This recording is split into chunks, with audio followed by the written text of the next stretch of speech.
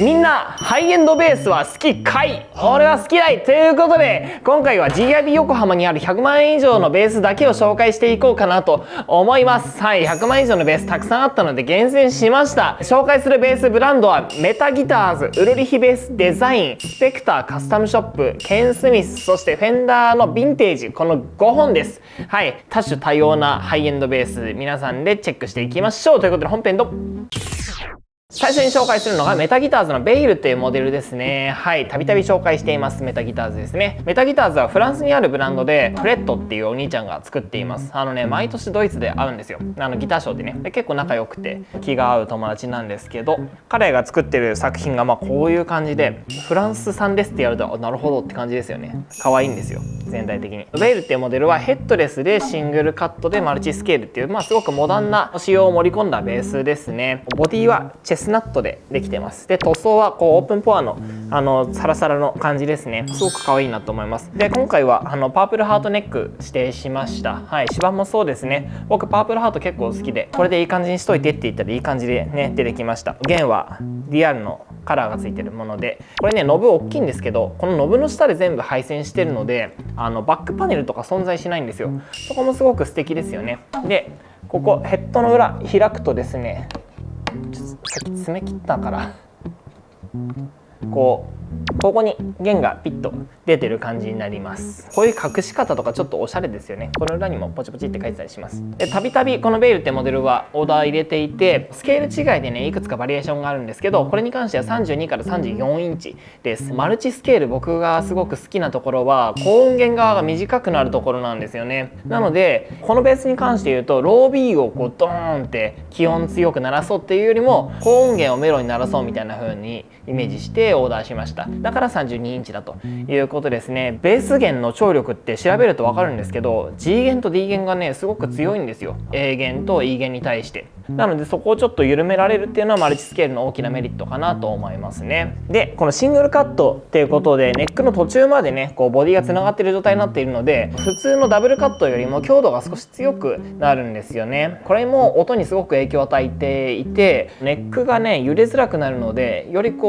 サスティンが長くてストレートなトーンになりますね。でピックアップはレースのアルミトーンっていうモデルです。これすごい軽いんですよ。めちゃくちゃ軽い。重量は 3.32 キロですね。はい、ちょっとびっくりするぐらい軽いです。ヨーロッパのギターショーでもすごく高く評価されているブランドなので、ぜひぜひ皆さんにチェックしてほしいななんて思ったりしますね。メタギターズ。はい、価格なんですけれども税抜きで110万円です。高い。弾いてみます。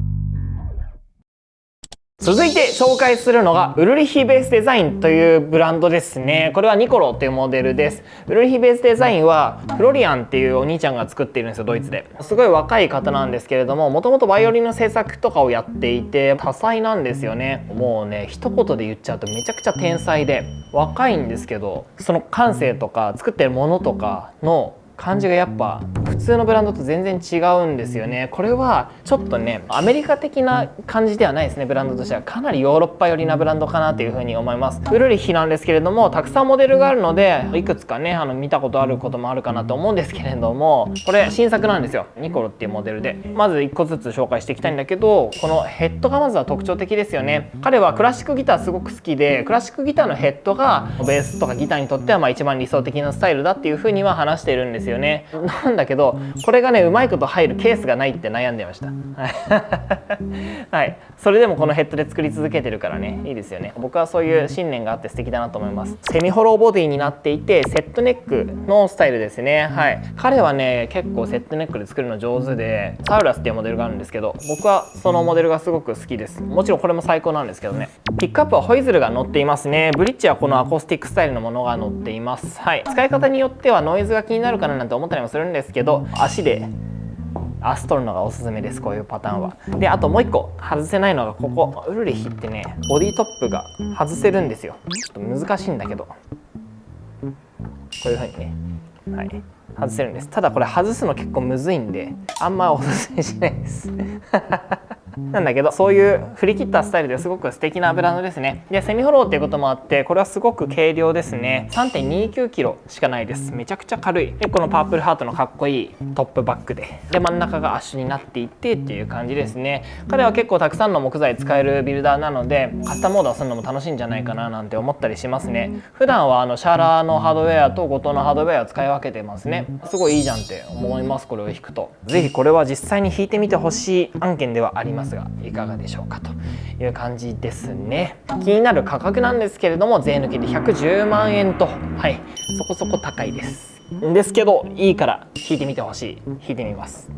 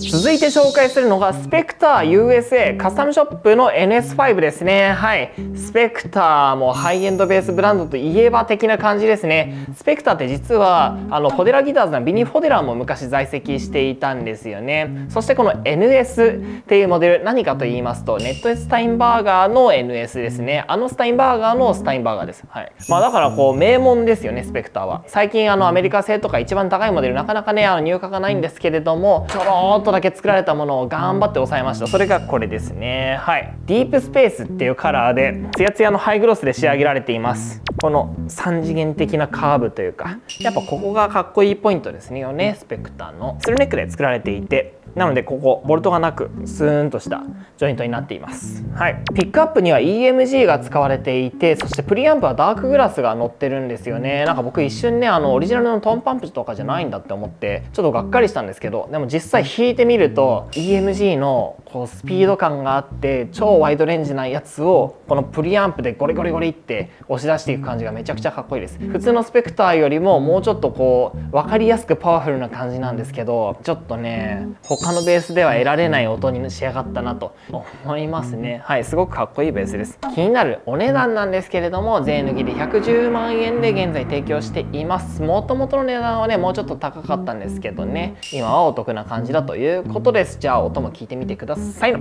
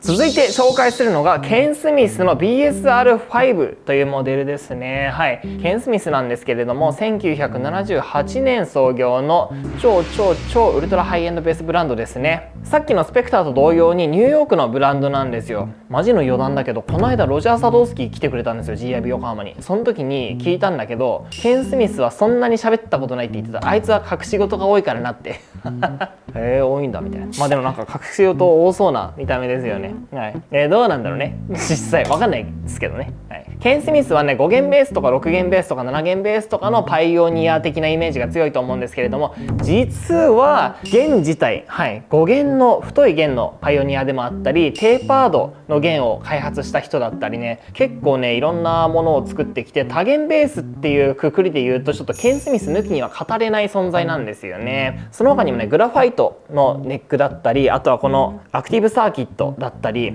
そうした分野においてもかなりねこう一番初期の頃から尽力してきためちゃくちゃねすごい人ですバカみたいな感想ですけど、はい、僕ケン・スミス大好きなんですよ。はい、好きだから。特徴的なのがこのねかっこいい木材を使っていろんな木材を組み合わせて一つのベースを作っているっていうポイントですね。この組み合わせによってね音もすごく違うっていうことで、木材こそがトーンを形作るんだ的な価値観を作ったのはケン・スミスだと言っても差し支えないんじゃないでしょうか。ボディはねちょっと平たいんですよね。薄くてでちょっと重いんです。でスルーネックのこういうかっこいい感じになっているという感じですね。初期のねケン・スミスなんかはここら辺の具合ちょっと違ったりするんですけど、このスタイルがもう今はもう定番というかずっとこれでやってますよね。このクララ・ウォルナットっていう木材を使って、そして真ん中にフレームメイプルを使っているのがブラックタイガーっていう種類の特徴で、やっぱこれが一番フラッグシップというか良いとされてるというかみんな好きな感じですね。気になる価格なんですけれども、今ウェブサイトを見るとカスタムオーダー可能で、スタートの価格が9000ドル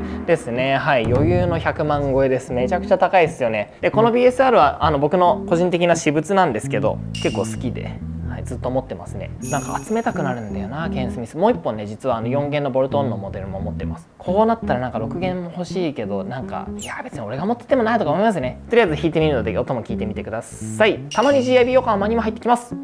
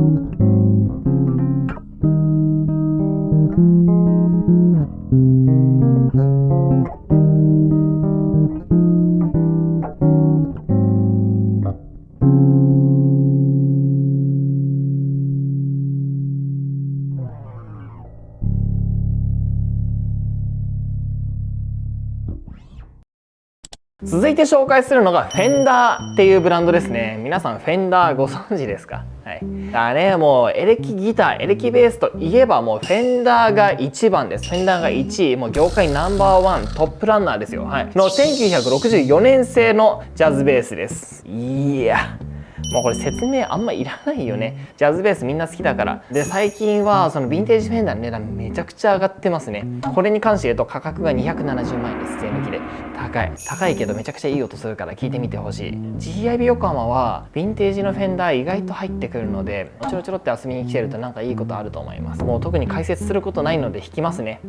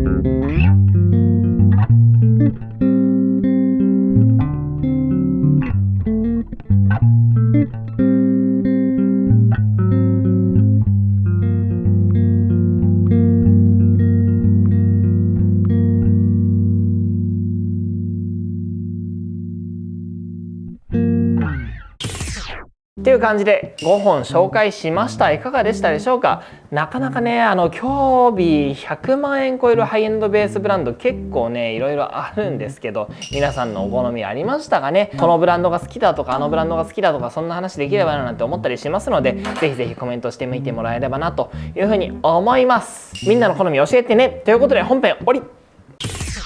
最近他にさ100万超えてるブランドって何があるかな。ポップロももう100万超えなんですよ。もう中古で。でもね、俺為替もあると思うけどね、最近の。あとなんだろう、100万円超えてる、フォデラもそうだし、カルトンプソンとかもそうか、リッターとか、あとなんすか100万超えてるの。ワービックのカスタムショップの高いやつとかは100万超えますね。高いっす。そろそろ前ワービックの工場に行ってオーダーした分とか入ってくる気がするな。高えのよ。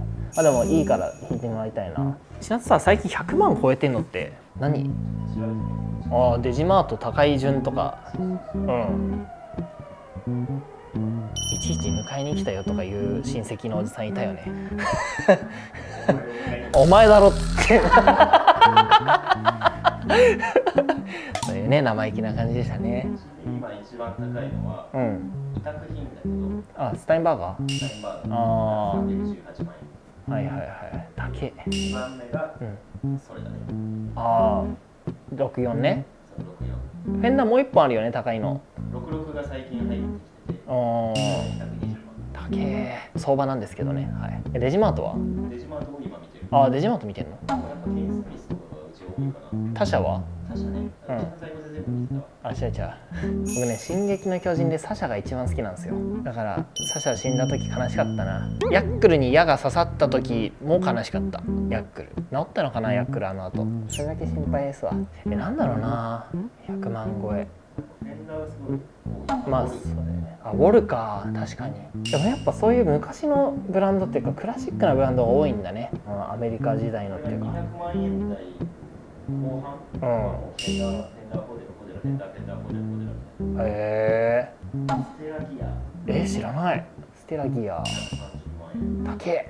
まあ高そういいゴみたいな。そうだね。200万円台前半でもフェンダーホデラフェンダーとホデラに支配、ね、これね、供給量もね意外と大事なんですよ、この市場にあるかどうかって。アレンビック。あ、アレミックか。10万円。確かにアレミック高いな。一軒に65年。100万超えんの？ギブソンああ、 EB250。EB2 ってセミアコ？セミアコ。ああ、まあなんかギブソンだったらちょっと納得したいところあるな。61え円。すごいステラギアがいっぱい出てきた。どこがやってるの、ステラギアって。 ESP。まあ ESP 価格ってことか。池部さん、ESP は母校だから別に呼び捨てしてもいいんですよ親しみを込めてね。あと黒沢も僕昔のあれだから、もうなんか黒沢って言っていいことにしてる親しみを込めてね。敬いは忘れてないです。マーチンのアコベが170万で中古出てる。99年生わかんないわ、買うんだ。あのさ、それ販売済み覗いてる人多分。覗いてる。ちょっと俺も見よっかな。最悪身を含む。含むで高いよね。本当だ。アスク、フォデラ、フェンダー、フォデラ。15ページ目でようやくアスクがスペクターの81年ジャック・ブルースがこれが今デジマートで一番最後。700万？ちょっと待って、なんて言ったごめん。スペクターの NS281 年ジャック・ブルース。いくら1万5000円です。高え。売れてんのそれ？売れてないんじゃないかな。売れてないんだ。ソールついてないから。2楽器。うわー、すごいな、三木楽器さん。でもアスクはもっと高いのもあるだろうね。そうだよね。アスクってあれ何のためにアスクなんだろう。アスクは変な話、一元さんお断りとかあるかもしれない。あー、なるほどね。あとこれ円表記しかできないから、デジマートって US ドルで売ってる人はアスクにすんのかも、もしかしたら。可能性ね。いやでもフェンダー高いんだやっフェンダーがやっぱ多くて。ぱ。ちょっと待って、スタインバーガー売れてんの、うちのやつ。1本か2本ぐらい売れてた。怖えシンプルに300万のベース買う人がいるのが怖え。でも300万って車で行ったらそんななんかいいの買えないもんね。いや趣味で行ったらなんか結構安いよね、ギターって。100万うんちょうど超えたぐらいのやつだと、カスタムショップあがちょうどそれあ、もう新品で？そう新品でマスビルじゃなくてめっちゃかっこいいカスタムショップってことか。ジャーニマンレリック、あMTT。あ、いやそういうのが出てくるのがやっぱ、ヨーロッパのブランドあんまいないんだね。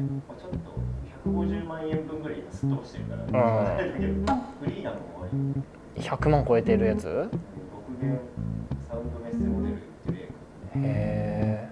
まあフリーダム最高ですけどね。レイクランド、大丈夫。あ、普通のでそのキルトトップとかじゃなくて？へえ。普通に5594でさ、なんかキルトトップとかなったらすごいんだろうね。あとうちのペンさんあ、昔のか。天坂さんはいはいはいはい。もう売れちゃったね。やっぱアメリカのブランドはねやっぱ高いよ。為替がやっぱやばい。為替がなかったら100万切るアメリカ製の楽器いっぱいあると思うもん。ちょっと本当にやばいよ最近。信じられないでしょ。だって150何円でしょ今。シンプルにさ今15060万で売られてるやつが何にも変わらない状態で昔は120円とか110円とかだったわけじゃない。信じらんないっていうかゲボ吐きそうになるよね。ボボボボボっつって。だから最近のこのギターの高騰に関しては為替もすごく影響してるなって思いますね。でも圧倒的にフェンダーコデラの多い。ね。あとウィルリー、NYC。あ、NYC 100万台になるとサドスキー出てくるね。コッポロもあるし。売ってるのコッポロ。あ、それとか。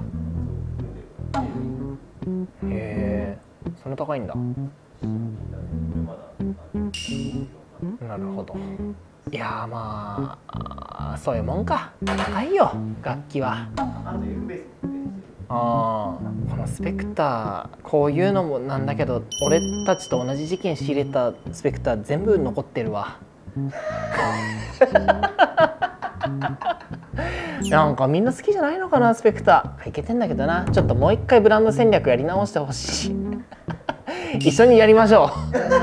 一緒にやりましょう。僕たちとなんつってねやってますわ。でも高いけど本当にいい楽器増えてて日進月歩でね業界みんなで頑張ってますから何卒よろしくお願いしますっていう話ですわ。ただなんかねやっぱ値段じゃないじゃないですか。でも楽器って正直これめっちゃ好きだなみたいな10万ぐらいで全然あるし5万円でもあるし2万円でもあるし値段は関係ないのでねあんまり値段にとらわれすぎないようにみんなで頑張っていきましょう。ただコストっていう概念をね一回こうちょっと無視して好きなものを作ったらこうなったみたいな作品ってやっぱり美しいのでそこら辺はね皆さんにチェックしていただきたいななんて思ったりしますね。最高楽器中古とかじゃなくて新品当時の価格で言ったら新品当時の価格で言ったら多分いっちゃん高いのスミスかコッポロだと思うよ。いやいやいやだって当時は全然そうになっちゃうと780万でスミスも買えたしコッポロだって多分それで言うと60万ぐらいの倍価の時代だと思うよ。変わったよね。だからちょっと俺高い楽器いっぱい持ってるんですよ。ちょっとなんか困っちゃうよね逆になんか。